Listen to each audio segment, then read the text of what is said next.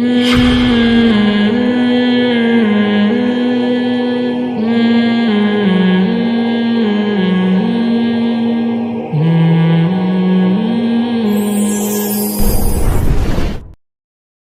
میں ایک چیز خوب سمجھ لیں، شریعت نے آپ کو رشتہ داری کے جوڑنے کا حکم دیا ہے، بہت سخت نماز روزے کی طرح حکم ہے، رشتہ داری توڑنے کی اجازت نہیں ہے، لیکن اس کی بھی کیا ہے لمٹ۔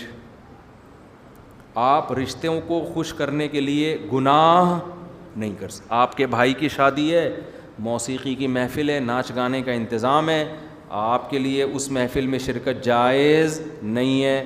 اب بھائی کہتا ہے میں ناراض ہو جاؤں گا، ماں کہتی ہے میں ناراض ہو جاؤں گی، ابا کہتے ہیں میں ناراض ہو جاؤں گا، میں نے پال پوس کے تجھے بڑا کیا، بڑا یا دیندار اسلام میں سب سے پہلے والدین ہیں، خونی رشتے ہیں، تو نہیں آئے گا لوگ کیا کہیں گے؟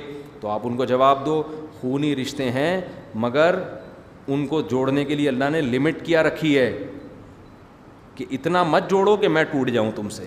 سب سے پہلے کون ہے؟ اللہ۔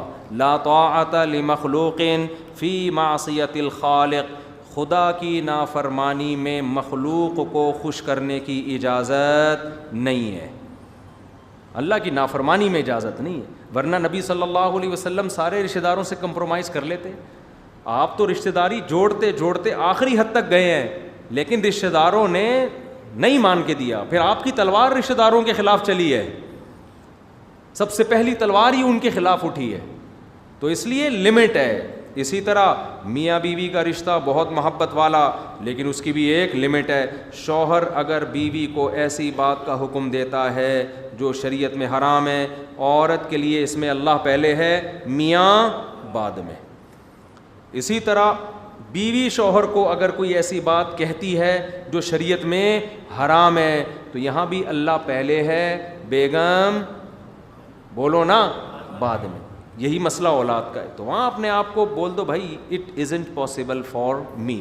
انگلش میں بیوی کو سمجھاؤ گے زیادہ اچھی طرح سمجھ میں آئے گا، سمجھ رہے ہو؟ اردو میں سمجھاؤ گے پینڈو آدمی پتہ نہیں کہاں سے اٹھ کے آ گیا، بے وقوف مولویوں کے ساتھ بیٹھ رہے۔ انگلش میں بولو بیگم it isn't possible for I can not do this, that's all. اس کے بعد وہ کہے گی پڑھا لکھا آدمی ہے، ٹھیک ہے نا؟ تو خیر وہ جس طرح سمجھانا ہے وہ آپ کا ہیڈک ہے، لیکن حرام کی اجازت نہیں۔ اسی طرح یاد رکھو آپ کے رشتہ دار کوئی حرام کماتے ہیں اور ان کی آمدن میں غالب بھی حرام ہے، اگر مکس کما رہے ہیں تو ہم یہی فرض کریں گے ہمیں حلال سے کھلا رہے ہیں، پھر شریعت نے پیچیدگی کا حکم، زیادہ تحقیق کی اجازت نہیں دی۔ غالب حرام کما رہے ہیں تو پھر آپ کے لیے ان کے ہاں سے کھانا پینا جائز نہیں ہے۔ صرف بیوی اپنے شوہر کی آمدن کھا سکتی ہے، لڑکیاں اپنے باپ کی آمدن کھا سکتی ہیں، نابالغ لڑکا بھی اپنے باپ کی آمدن کھا سکتا ہے کیونکہ ان کے پاس اور کوئی ذریعہ نہیں۔ لڑکا بالغ ہو جائے تو وہ اپنے باپ کی بھی حرام آمدن نہیں کھا سکتا۔ سودی بینک میں جاب کرنا، انشورنس کمپنی میں جاب کرنا، البتہ سودی بینک میں بعض شعبے ایسے ہیں کہ ان میں جاب حرام نہیں ہے کیونکہ ان میں سود میں کسی طرح سے انسان انوالو نہیں ہوتا۔ اسٹیٹ بینک میں بہت سارے شعبے ایسے ہیں جن میں کسی بھی طرح سے سود میں انوالومنٹ نہیں ہوتی۔ تو سود لکھنے والا، سود پہ گواہ بننے والا، دینے والا، لینے والا، چار طرح کے لوگوں پر اللہ نے لعنت کی، اللہ کے نبی صلی اللہ علیہ وسلم نے۔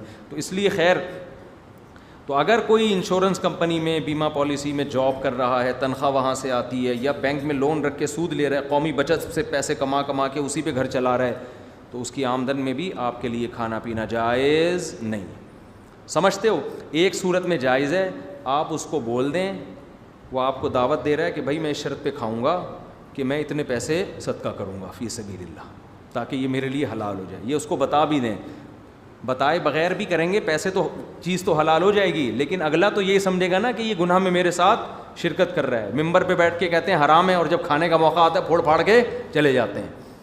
بعض مولاناؤں کو ہم نے دیکھا ہے، ان کے مریدوں میں سودی بینک میں جاب کرنے والے لوگ ہوتے ہیں، لا کے ان کو تحفے دے رہے ہیں، بڑے آرام سے ٹھنڈے پیٹوں رکھ رہے ہیں، پھر ممبر پہ کہہ رہے ہیں کہ یہ سود میں کمانا کیا ہے؟ حرام ہے۔ تو لوگ بدگمان ہوتے ہیں، یار ادھر حرام ہے، جب آپ کا مرید آپ کو بکرے کھلا رہا ہوتا ہے تو اس وقت حرام نہیں ہے۔ تو یہ بدگمان دینداروں سے لوگ بدگمان ہوتے ہیں، بعض داڑھیوں والے بھی یہ کام کر رہے ہوتے ہیں۔ حرام ہے تو بھائی سب کے لیے حرام ہے، سمجھتے ہو کہ نہیں سمجھتے؟ ہاں ایک صورت میں کہ اتنی رقم پہلے سے صدقہ کرنے کی نیت کر لیں کیونکہ یہ کھانا صدقہ کرنا واجب تھا، تو کھانا یا اس کی قیمت، تو قیمت صدقہ کرنا ضروری نہیں ہے، فوراً بعد میں کر دیں، نیت کر لیں میں اتنے پیسے صدقہ کروں گا، لیکن اس نیت پر اس کو مطلع بولو کر دیں، اس کو بتا دیں. لیکن ویسے تھوڑی ہمت کیا کرو، اس میں شرما شرمی میں نہیں جایا کرو کہ میں بولوں گا تو ایکچولی اس کا دل ٹوٹ جائے گا. دل جوڑنا جہاں تک شریعت نے اجازت دی ہے جوڑیں گے، جہاں اللہ نے اجازت نہیں دی وہاں دل 100 مار ٹوٹے. آئی بات سمجھ میں؟ کوئی مسئلہ نہیں ہے. پہلے کون ہے؟ اللہ. ابراہیم علیہ السلام کی قوم بت پرستی کیوں نہیں چھوڑ رہی تھی؟ اس لیے کہ جو چھوڑتا تھا دوسروں کا دل ٹوٹ جاتا تھا کہ ہمارے باپ دادا کے دین کو چھوڑ دیا. تو دل جوڑنے کے چکر میں وہ کسی کا دل نہیں ٹوٹے. یہ جو آج کل ڈائلاگ بڑا سنا ہوا ہے، اصل اسلام تو یہ کسی کا دل نہ توڑو.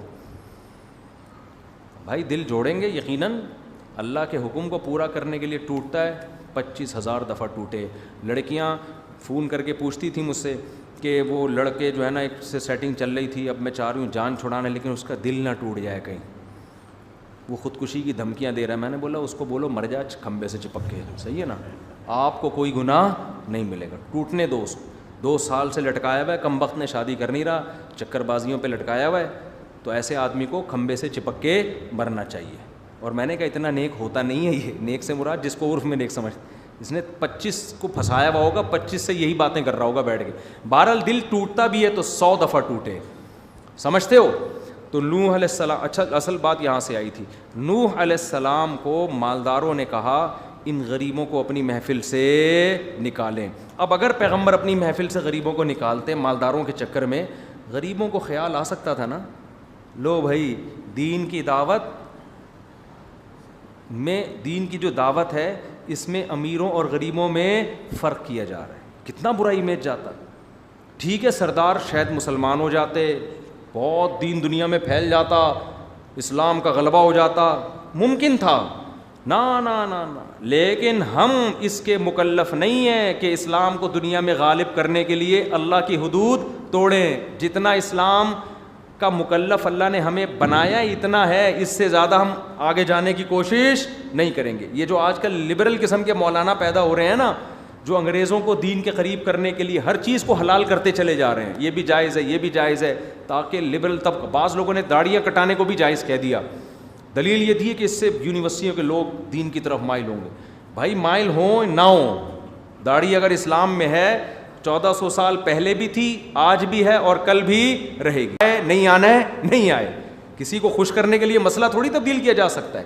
ہاں یہ ضرور ہے کہ اسلام میں صرف داڑھی ہی نہیں ہے،